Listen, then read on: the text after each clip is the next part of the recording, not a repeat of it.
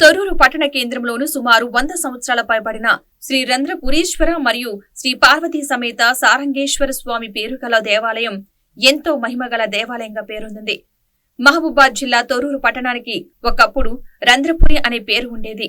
ఈ పాత విలేజ్ లో ఉన్న శ్రీ రంధ్రపురీశ్వర శ్రీ పార్వతీ సమేత సారంగేశ్వర స్వామి దేవాలయం సుమారు 100 సంవత్సరాలకు పైబడి ఉన్న ఈ దేవాలయం చాలా మహిమగల దేవాలయమని, కోరిన కోరికలు తీర్చే సారంగేశ్వరుడు సంతానం లేని వారికి సంతానం మరియు ధనధాన్యం లేని వారికి ధనధాన్యంతో పాటు సకల కోరికలు నెరవేరుస్తాడని భక్తులు నమ్ముతారు.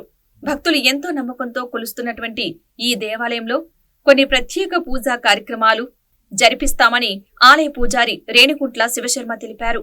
ఈ దేవాలయంలో ప్రతిరోజు ప్రాతకాలం నుండి అభిషేకాలు, పూజా కార్యక్రమాలు మొదలుకొని కార్తీక మాసంలో ప్రతి సోమవారం ఉపవాస దీక్షలు చేసినటువంటి మహిళలు ఆకాశ దీపారాధన ప్రత్యేక దర్శనం ఉంటుంది. మరియు సోమవారం ఉపవాస దీక్ష విరమించిన తర్వాత ఆకాశ దీప దర్శనం మరియు నక్షత్ర భోజనం చేసి పూజా కార్యక్రమాలు ముగించడం జరుగుతుంది. ఈ ఆలయానికి అధిక సంఖ్యలో భక్తులు వచ్చి పూజా కార్యక్రమాలు చేయించుకుంటారు.